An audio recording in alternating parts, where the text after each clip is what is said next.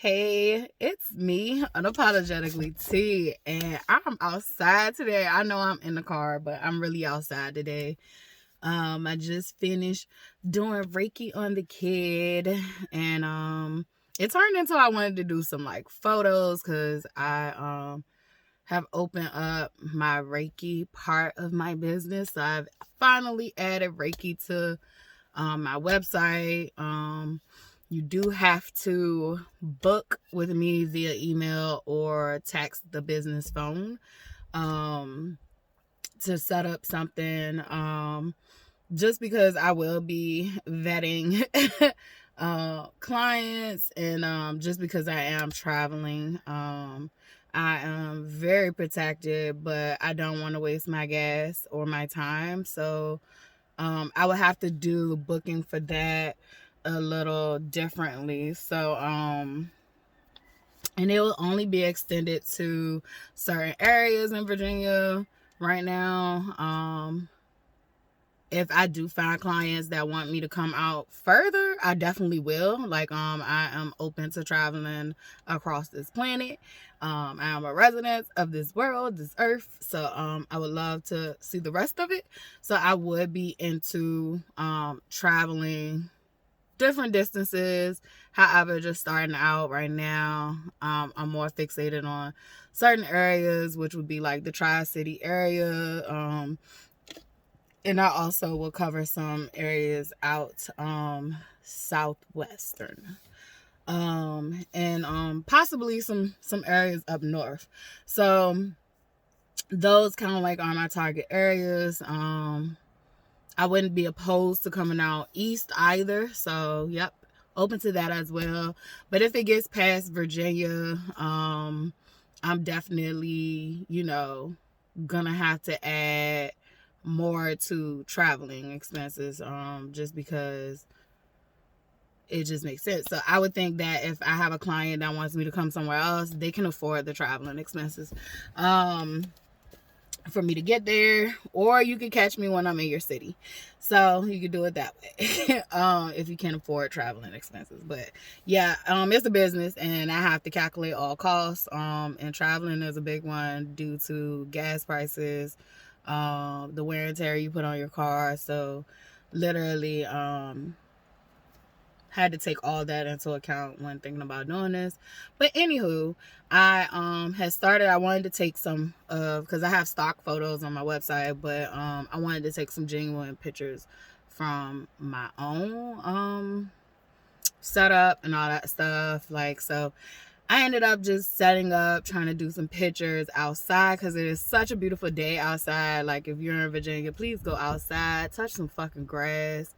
If you're not in Virginia, go outside, touch some grass if the weather is permitting, for you to do so. But it feels so good outside. There was numerous times when I was doing Reiki on my daughter, which I was trying to get to, but I ended up turning the photo shoot into an actual video. So I just was like, like, come here, like, let's do Reiki. And I did a short Reiki session with her, and it was so powerful doing it outside. Like, I would love for clients to want to do Reiki outside. Oh my gosh, it's so fucking beautiful. If we could find like a quiet, not even just quiet, but just like an outside scene. The wind that was blowing it would catch moments, and it was like confirmation, and it was beautiful to work with energy outside. That was my first time doing it outside. I was always trained to do Reiki inside. So besides doing Reiki on myself, I had never done it outside on someone else. So that was dope and that was fun. So yeah. And I probably healed outside. I just, like I always feel like this stuff was in me before I even tapped into knowing what Reiki was. Like I said, all our ancestors have been practicing different things throughout these civilizations and times, and my ancestors that I'm aware of called it laying hands, and I am very open to, I am a resident of this whole planet. So whether I could prove it or not, my bloodlines run deep, so I don't subscribe to all that mess that has been taught to us about race. I'm more big on, you know, cultural practices, and a lot of the cultural practices that my ancestors had were very vast and very diverse, and they were stolen. And so retrieving those things has been a beautiful experience. um Realizing that I was doing these things all along, I just didn't have the names for it, and didn't quite understand the intentionality in it. Like I was doing it, but I wasn't always intentional about it or aware of it. So just finding that being beautiful, finding it in different cultures and resonating with those different cultures. I've spoke briefly about, like, I have indigenous roots to here and to a lot of different places as far as ancestry. um a lot of us are taught that Black people were here through slavery, and that's not true. There were Black people here because they were indigenously from here. If you want to think about timelines and stuff like that. So a lot of us were definitely scattered about, moved around, but a lot of us were also already here. There's a book too. Me and Dante read it. I don't remember much about it. Because a lot of times, like, look, we had a whole book club. Like, yes, that nigga was locked up in prison, but I did not have the same prison experience, and I'm not putting myself on a pedestal. I'm not making prison life look cute. And it wasn't prison, excuse me, jail. But I'm not trying to make or glorify those things. So don't get me wrong. For people who are having relationships that are in jail, that's a difficult relationship dynamic. I thank God that is over and done for me. But I did have beautiful moments in that. And I typically try to share that. Like, I have sometimes on my IG you can catch some talk about it, but you gotta want to read because I write it. And if you can't read between the lines, sometimes you miss stuff. So but it's out there for someone who needs to see it. But yeah, a lot of times, like, people have, jail relationships. Like, our shit was like nerdy as a bitch. It was hood nerd. Like, we literally had a book club. Like, if he asked for a book, I bought a book too, and we read that shit together. Like, we have many books that we read together, in there and out of there. We literally used to go to the bookstore together, but no one probably knew this about this man. Like, his friends probably didn't really know that about him. I think, like, with me, I got a different version of him. I got to get a deeper level of him, and I thank God for it. He probably would like to say I made him feel safe to do that. A lot of times, yeah, he was very, very vulnerable with me, and I thank God to have that experience. I don't know what it is to be vulnerable with people outside of these fucking videos. I'm just not gonna lie to you. Like, I've been my most vulnerable during these videos and my poems and my writings. Like, that has been where I have been able to be vulnerable, but I have never been able to be vulnerable with people, not even my therapist. There's always been this level of guard up and this wall up. And that's where I'm seeing, like, these videos are important, not only to share words and like stories and just spreading awareness that people are not alone, but just to, I guess, for me, like, when I first started these videos, and I still to this very moment, with all my essence and being, it was a calling. But I never realized how deep the calling was gonna impact and affect me as well. Yes, I have been dealing with a lot of these things that I'm sharing, prior to me making these videos, but these videos have been very therapeutic for myself as well. So I will say, if you do struggle with being vulnerable with people, and you do struggle with healing in public, because a lot of people don't typically like to heal in public. I was one of them. I will tell you I am okay and everything is fucking crashing down. And the reason I'm telling you I am okay is because you're not going to help me anyway. And I learned that last year. Like, people ask you, are you okay? And they can't do shit for you. And it's not even that they always can't. They don't want to. They don't know how sometimes. Like, I think sometimes the strongest people who are used to helping others, it's hard for them to find someone equally yoked to know how to help them. And so what typically happens is you have a person who is constantly helping other people, and then when it's their turn to be helped, they have to figure it out themselves. And there was so much help from me that I wasn't recognizing as help either. That was another thing. I was being helped. I was being helped with words. I was being helped with signs and synchronizations. I was being helped with so much. It wasn't even just like, this lecturing advice. It was advice that I would get from fucking strangers. I was being helped from when I would pray and ask for certain things. Literally, God would show me the way. Like, I was being helped in so many ways, and I couldn't always see it at the time. But, hindsight, I definitely can see that I was being helped. I just wasn't being helped the way I wanted, and I didn't need that help. I didn't need anybody to do it for me. I needed to finish up doing it for myself. And I thank God that even though it was excruciating, it was painful, it was hard, I thank God for the help that I received, because it was the help that I needed. It might not have been what I wanted, but it was what I needed. And if you are one of those people who you find that it is hard for you to receive help from others, because I found myself having to ask for help, and I was receiving help that way too.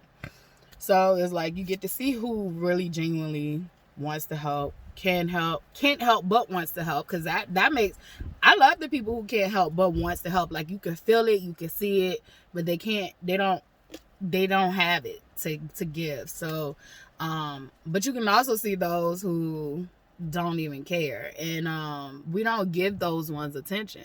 And I'm learning that. Like, I'm learning what I give my attention to is me. I can either release my power by giving my attention to the wrong things and giving my energy, because attention, energy, all that goes hand in hand to me.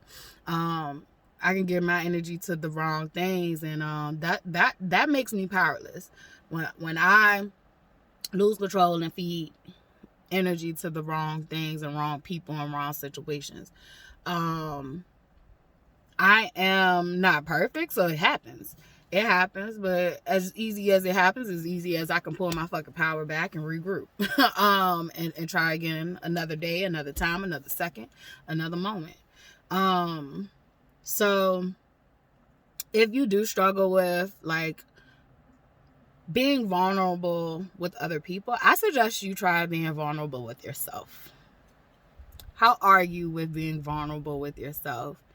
I didn't even know how to be vulnerable with myself. So, of course, I couldn't be vulnerable with people. I didn't know how to be vulnerable with myself. I'm going to repeat that a third time. I did not know how to be vulnerable with myself. I did not know how to be vulnerable with myself. I constantly would say these things are not bothering me, and they were hurting me to my soul, to my core. I have been hurt so bad that I had lost all feelings for myself. But yet I'm walking around giving love to everybody else.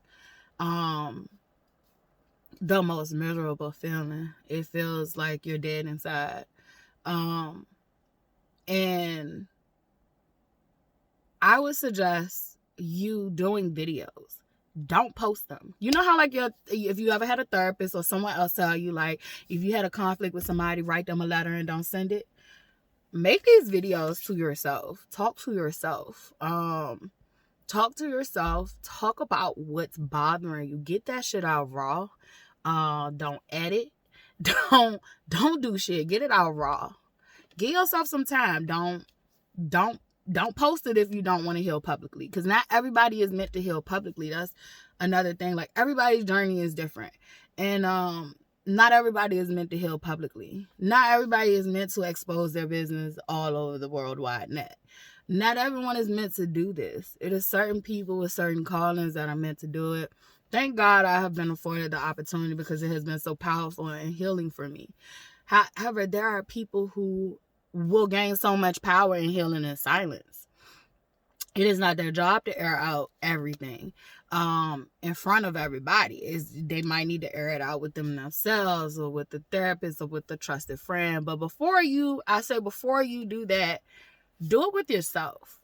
Do it with yourself. If you can't be honest with yourself, then you're not ready to do it with other people. And do these videos. Do a video. Let that shit be raw. Don't try to grammatically check yourself. Don't try to say, oh, I didn't show up right in these videos. Do this video. I would say let it sit. Come back to it in a couple of weeks, a couple of days, a couple of months, based all upon you. How long you need to sit and let it marinate and process. Come back to the video. Watch it. Observe yourself. Process your own feelings. Process your own feelings, thoughts, ideas, and all of that. All of it. And see how you feel. And just keep doing these. If you are a person and you don't like writing, guess what? I've come up with an idea. We're going to call these video diaries. Literally, all you have to do is buy a memory card, and you literally could document your whole life, and no one ever has to see it. You can delete it after you process it. So this is the idea for all the people who do not like journaling, writing. Literally pull that fucking phone out that's $1,000 and start documenting stuff. If you do have a phone that does not have a memory card slot, because I know a lot of the new phones are not being made with them, buy you a cheap ass camera. And because a lot of people get caught up on, like, I gotta have the best of this and I gotta have the best of that. Buy you a cheap ass camera, get your memory card. When that memory card get full, if you don't want to keep your videos, your video diaries, I'm keeping all mine. I want to give them to my kid. I only have one kid right now, and I hope to have more, but I want to give this to my family, and my family is my kid right now. Like, that's my family. That's who I identify as my family. I do have extended family, but my core family is my kid, and I want to give that to my kid. And if I have future children, them too as well. Because they must know that to be here on this planet is to live an experience that is one of the most beautiful experiences, but it is it's a cycle. It is a cycle, and sometimes things come full circle for completion. Sometimes things come full circle as a lesson, which is still completion if you learn from it. And if you don't learn from it, it repeats. But I feel like we're not teaching our lineages how to live life. And not in the sense of we're telling them what to do with their life, but how life works, if that makes sense. We're not really teaching them the way the world actually works. The way that world works outside is the way the world works for us. And life is cycles. Life is ebbs and flows. It can be highs and lows if you don't find that balance. If you don't find your balance and your footing, and it can be sometimes your balance. It's time to come up out there. It's time to come out that comfort zone. So it is all about the journey. The journey gets less painful once you embrace that life is not happening to you. Life is happening for you. And I didn't mean to come on here and be preachy and, say a whole bunch of stuff that was gonna sound like this, but you know, I always am transparent, and like sometimes, you know, I'm saying things that I need to hear, you need to hear, whoever finds this video needs to hear. So I try not to limit where this video is going, because I was just thinking, it's odd, I was just thinking the other day, like I need to literally start writing down topics, because sometimes when I get in the videos, I go here, there, and I'm not gonna do that. Like when I started this video, I said I was gonna do this like rawly, and I think to have set topics, like I can have an idea when I start my video, but to have like an outline, I think it will take away from some of the places I want to go. But anyway,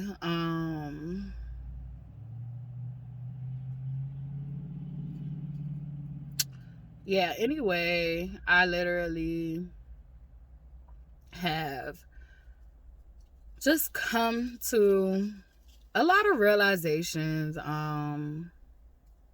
just by doing these videos. And yes, I post them publicly. No, I'm not embarrassed. When I first started these videos, I definitely think I cared what people was gonna think, but it wasn't still to the extreme of what I used to feel about what people thought. Now I don't care at all. Like, people make comments sometimes randomly on a video. Like, I had somebody make a comment the other day, and it was like, you know, a part of me was like, you know, wanted to respond, and then a part of me was like, why would I even give my energy to that? Like, why? So like I'm just getting real particular about what I give my energy to. It didn't bother me far as like I needed that person to validate me, so that's the growth right there. You're being creepy. Get out my video. Yeah, it's me and I'm back. I had to break the video off, but do you need to talk? But yeah, I don't know where I left off. The kid came and interrupted my space. She always interrupted my oil. Like, God made you to irritate myself. And then he made you to give me hugs and love. But anyway, it's a teenager right now, so I don't know which one I'm gonna get. I don't know which one I'm gonna get. Yeah. Where was I? I don't know. But yeah, she just showed me some pictures of her and Dante. It was funny. I have been like thinking about him a lot ever since the fire. Cause like I found some memories from the fire, from when we like first kind of like, not our first started talking, but like when we were like into it. And but yeah, so it was cool because I love sea turtles, and I used to love, like I told you, like I've studied a lot of different religions. I literally met him in my religious studies class at the jail. So it's a ghetto romantic story. Definitely tragic in nature. Lots of times, but definitely there were definitely deep parts of love there. We loved each other to the best of our know-how, and it wasn't always healthy. So that's why I say I can't glorify this stuff, but we had book club inside and outside that place. We definitely found love in a hopeless place, and we definitely bonded through writing and expressing our feelings. And even still, I once again was never able to be as vulnerable with him as he was with me. I just didn't know how. And I don't think it had, I think it did have, like, it's hard for me to be vulnerable with you if you break my trust. And so, I don't know, you know, like I'm real guarded when it comes to that. But like, it's now, because I felt like being vulnerable, people could use it against you. And now it's like, you can't use this stuff against me. I've already dealt with it. And I wear it as my badge of honor because it is my strength. It tells my story. It tells a story of how not only did I survive, um, I'm thriving. And even at my weakest and not thriviest moments in life, I was thriving. I was thriving. The internal part is the parts I needed to work on very badly. The internal parts was the parts that I needed to work on, the parts that people couldn't see, the parts that I couldn't see but I could feel. Um, so I wear my weaknesses, I wear my trauma, I wear all that as a badge of honor because it has shaped and molded me into who I am, and it has shown me my strength. My weaknesses are my strengths. It's just the point of view you want to look at it at. One of my weaknesses was my anger. I didn't know how to manage my anger. And one of my weaknesses was my emotions, period. Didn't know how to regulate them. I probably functioned off of like three emotions, 4 emotions the most. Like happy, sad, angry, fear. You want to add anxiety, that little complex little motherfucker. But that comes from the anger and the fear. Like, so the worry, the doubt, the shame, the guilt, all those. So like, I was only functioning off a few of them, though. I was only functioning off a few of them, and didn't even know how to identify the others to say like I'm feeling this, I'm feeling that, I'm feeling that, and then it was like these extremes, right? So now I have a whole bunch of colorful fucking emotions to operate off of. I'm learning to regulate my emotions, acknowledge my emotions when they come up. These last couple of days, because of my cycle that sync with these moon with the moon, you know, I even made a poem about it. Like it's beautiful. I even made a video about it. I haven't posted it yet, but yeah, like I have been like feeling really like just down, man, like down to the ground, man. And it wasn't down to the ground like depressed. It was down to the ground like I don't feel like being bothered. I don't feel like doing anything. I don't feel like any of this. And all I wanted to do was lay in the bed and rest. And which is actually appropriate. I am losing my life force, my blood. And you know, like granted it is a cleansing and there's a shedding of, you know, what I don't need, but at the same token I'm still losing and I have to wait to be rebuilt.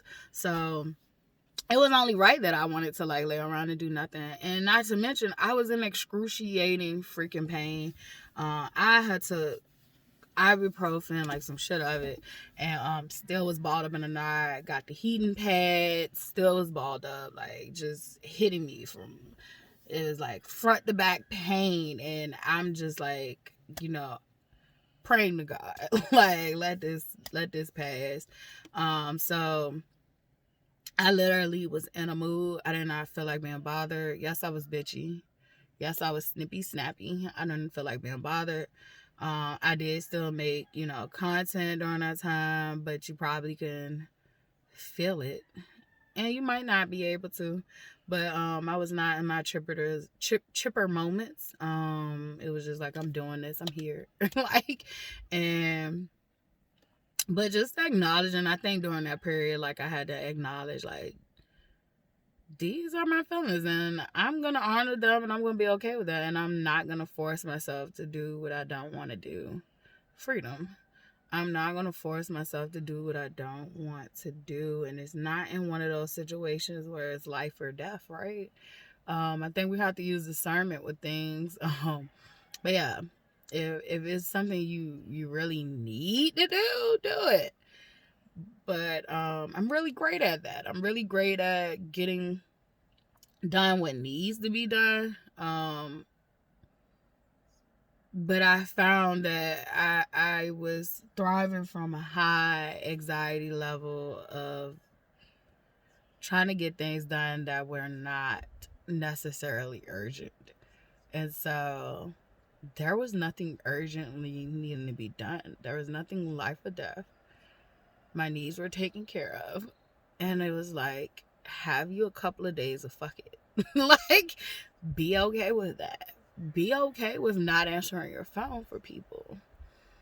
Be okay with that. Be okay with, I'm not gonna put this mask on and act like I am okay. No, I'm not okay. I don't feel like being bothered.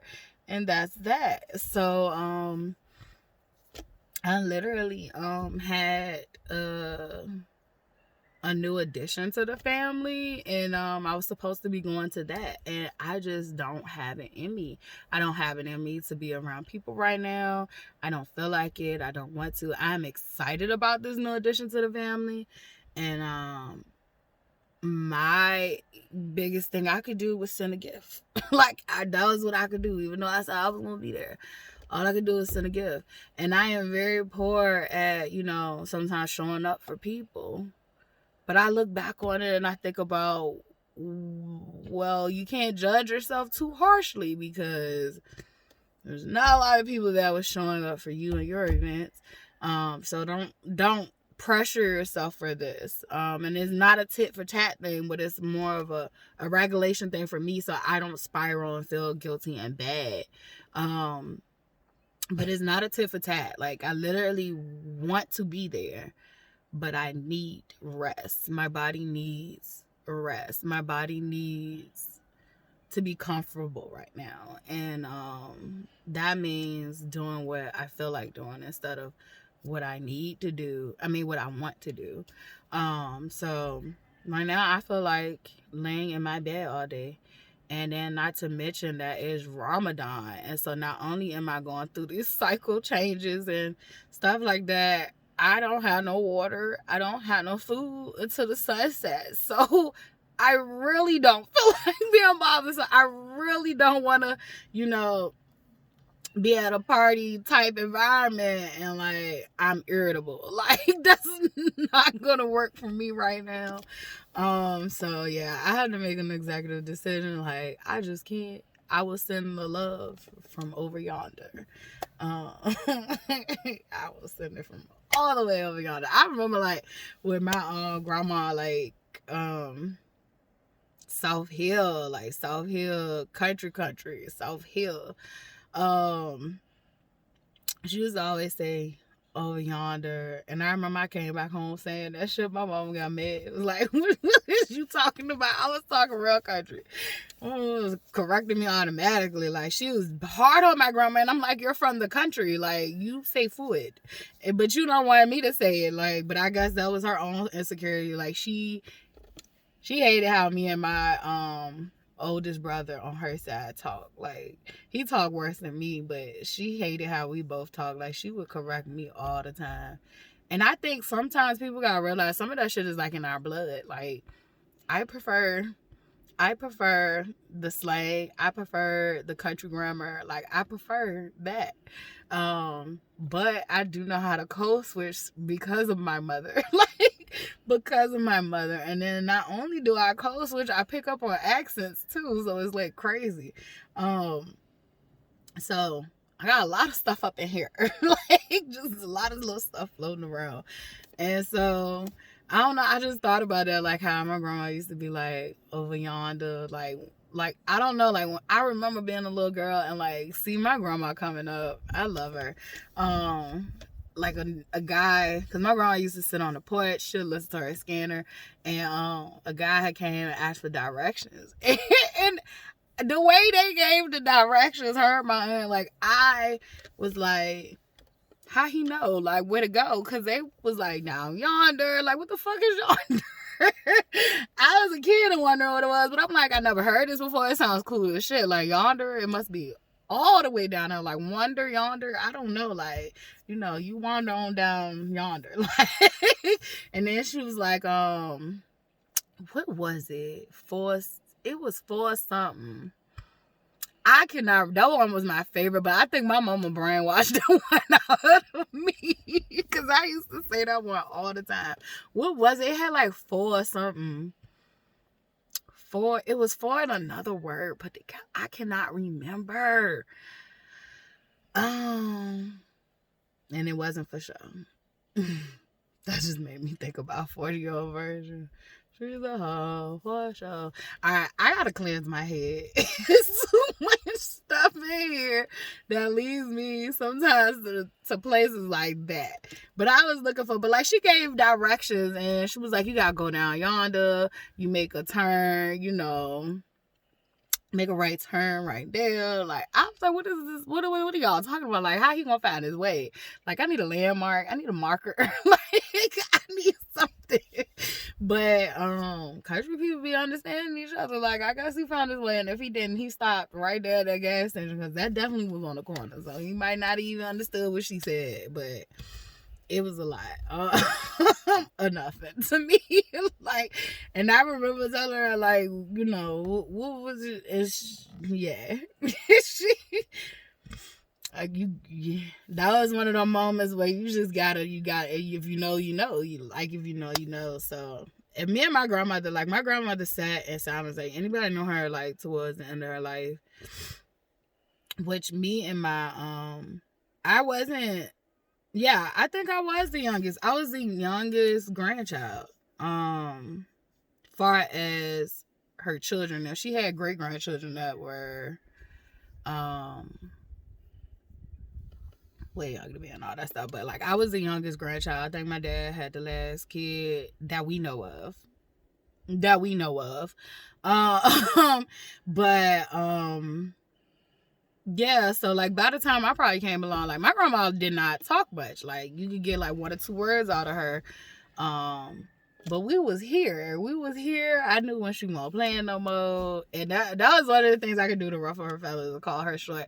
Cause she wasn't even 4'11". I don't know how tall that she was. She wasn't even 4'11". Like it was a running inappropriate joke that like, because she had so many kids, it was like, they used to say like my grandfather just set her and spun her around.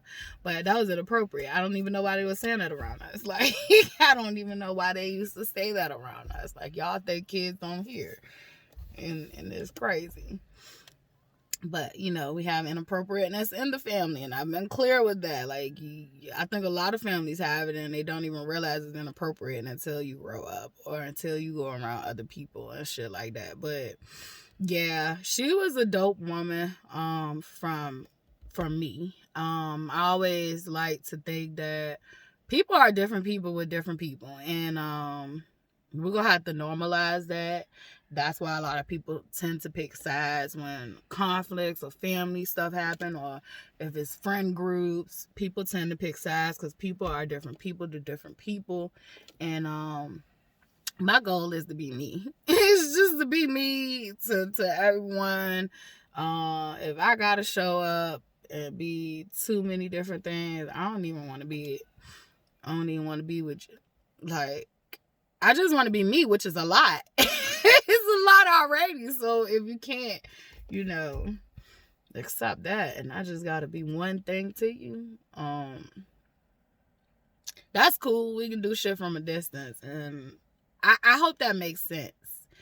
What I'm trying to say is that I don't want to have people in my life that are constant, that I have to dim my light, dim who I am, just to be around.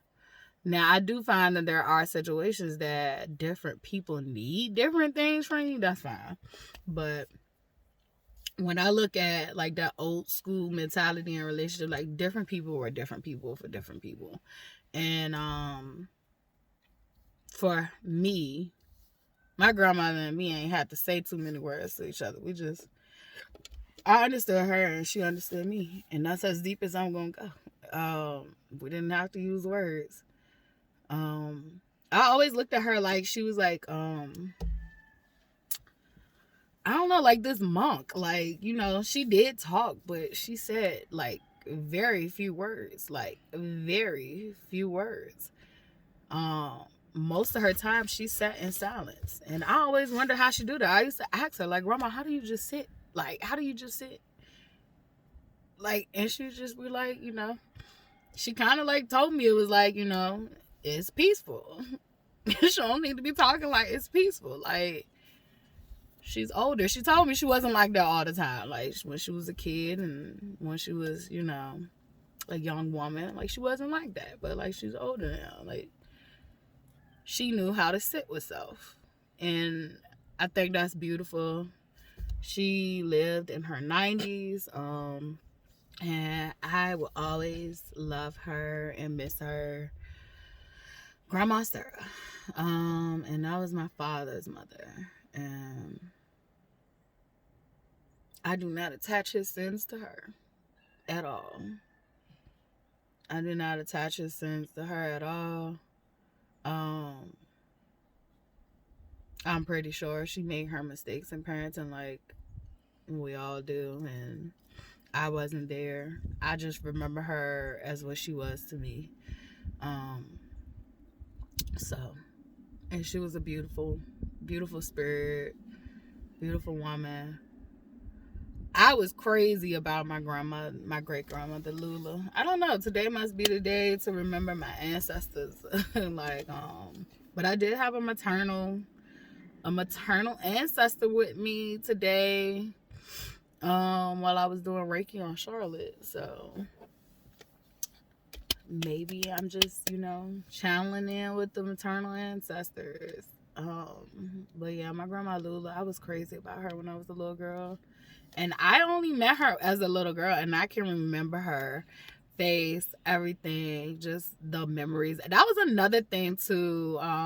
In the last 2 days, like my memories are becoming so vivid. Like my brother who passed away, who had overdosed, and he was left in a car to overdose.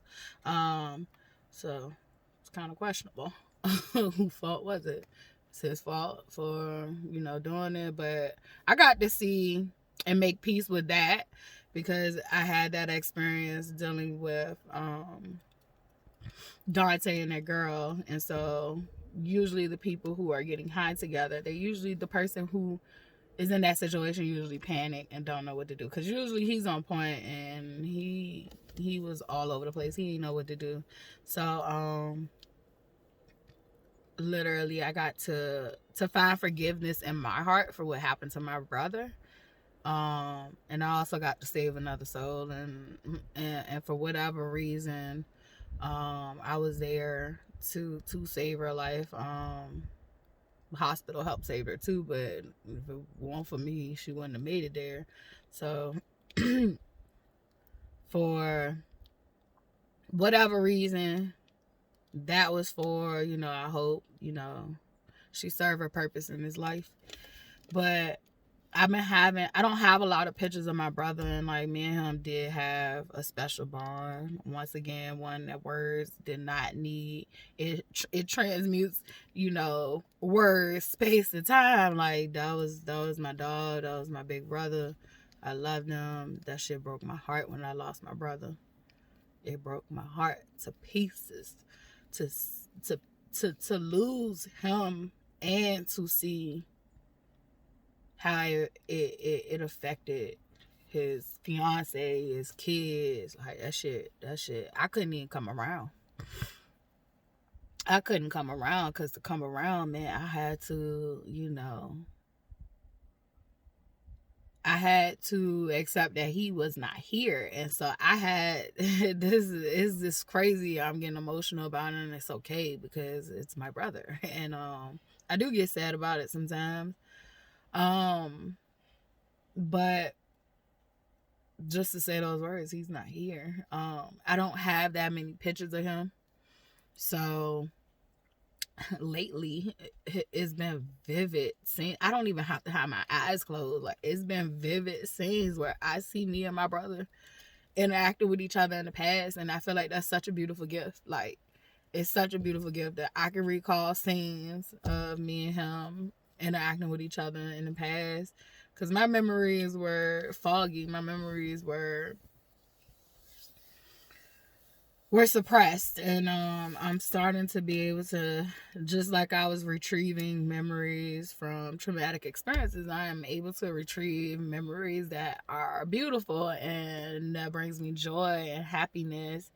And that's why I was kind of happy about, even though the fire was a lot. It was a lot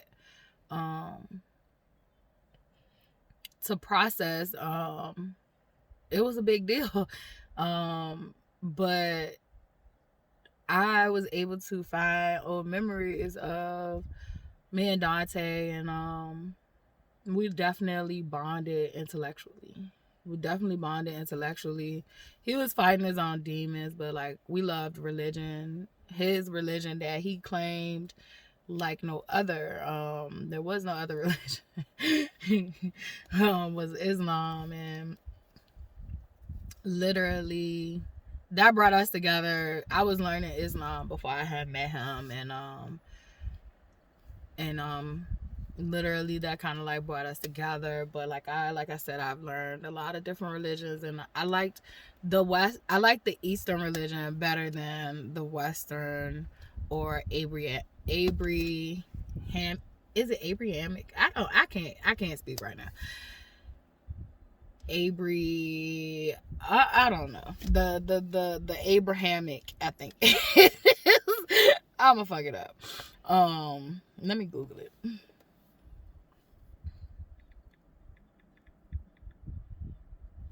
Abrahamic religions, yes. So I like the Eastern religions more once I started learning about them, because it's more centered around finding God within you. And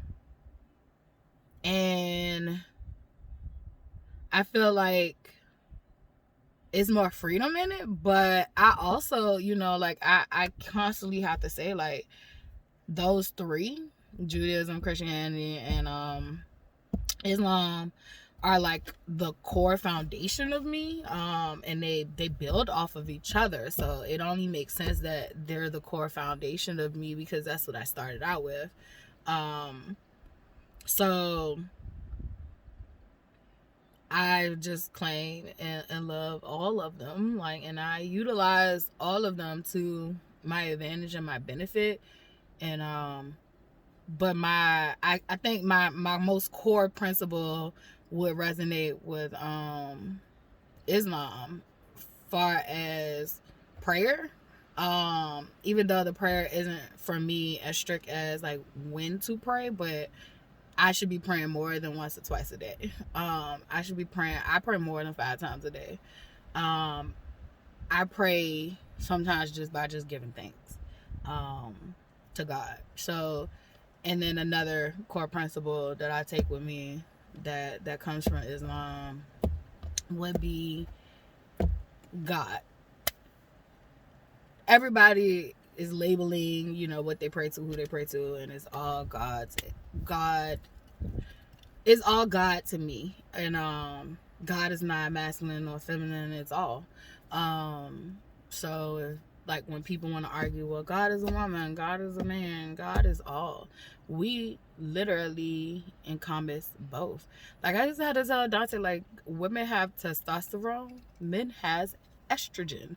Like, it's just your levels are lower. If you are a female, and your hormones are balanced, you have lower testosterone levels.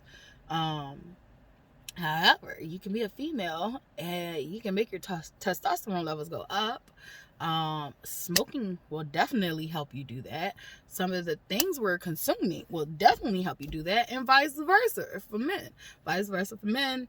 Yes, you can typically have more testosterone, but you can also fuck your hormone levels up by what you consume and what you're putting in your body, and you can see the effects of it.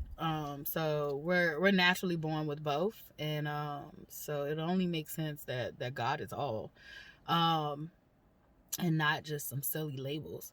So you could say God, you can say Allah, you can say, Buddha, Mother Nature, Gaia, all these different things. It's all the same life force energy that flows through all life, and it's a flow of things, and that's how it just is to me. But I just look at it like there is no God but God. However, if we're made in God's image, then we are gods as well. We're just not the God. We're not the all source energy. When I do Reiki, That's what I'm working with. I am not working with just my energy. For real, I take me out of the equation, period. When I do this, I am praying to God. I'm praying to all source. Like, that your life force energy flows through me and send healing where it needs to be sent. I am not even, I'm not putting myself into this when I'm doing the healing and where I want to go and all that stuff. I just let the life force energy carry me. Like, this is all the life force energy. I am working with my ancestors, my spirit squad, and I'm working with that person's spirit squad. What do they need that person to know, and what's going on? Like, where does this energy need to flow? I just do what it do, and I'm just using it, utilizing it. But it's not mine to possess. It's not mine to hold on to. That's why I am so loving and caring, because it's abundant. It's abundant. God gives me this love and care in my heart. My heart is designed to be so big. Like, when they say the heart chakra is green, mine is golden, baby. Like, mine is golden. It's full of so much love. And I'm always so open to giving love, and I had to learn to give some of that shit to you. Like, give a lot of it to you. Give a lot of it to you. Give a lot of it to you. And it's been such a beautiful experience. Day by day, I keep going forward, and all I care for is to be at my highest timeline and be at my best self. Be the love that I wish to receive. And that's healthy love. So that's not just giving love willy-nilly. Yeah, I can give love. I can give love to anybody, but it's being responsible with that. Like, making sure I'm loving myself first. Making sure that I am emotionally regulating over here. Making sure that I'm doing what I love to do. So I don't project on other people that I'm not happy because of them, when really I'm not happy because of me. And finally learning that and admitting that, it has been powerful. Like, I have for all these years been projecting that, it's been this situation. It's been because I don't have this money. I don't have this tax bracket. I don't have this recognition. I don't have this support. I don't have, this type of partner, this type of friend, this type of whatever. Like, whatever. I got everything I need within. And when I feel like I'm missing something or I'm lacking something, that is an indicator to turn back to myself and say, what is it that you need, sweetheart? Oh, you feel like you need some intimacy right now from someone else? Oh, well, guess what? You may do need some intimacy from someone else. However, what's stopping you from giving it to yourself? Because you still can fill that cup. You still can fill that part of your cup. And so, just being able to notice those things. Oh, you want to socialize? Oh, okay. Okay. Well, have you talked to yourself? Oh, you talk to yourself? Oh, well, pick the fucking phone up and call someone. It's like those things, like, just not over projecting it to being someone else's issue, and just figuring out how to be a solution for myself. The type of partnership I want is, I have to come equally yoked. I cannot come wanting something from someone else I can't give myself. And I'm gonna run that person crazy. And I realize that now. I didn't realize that deeply, and I wasn't that openly aware to it. I knew I wasn't, up to par, like the best I want it to be. And it's not even about being perfect. But I just needed to learn me and take care of me. And I've been doing that, and I'm proud of myself for showing up for myself every day. I'm proud of myself. I'm proud of myself for planting these seeds for myself. Like, these videos are seeds. The stuff that I do on the sidelines is seeds. This fucking healing is a seed for my legacy.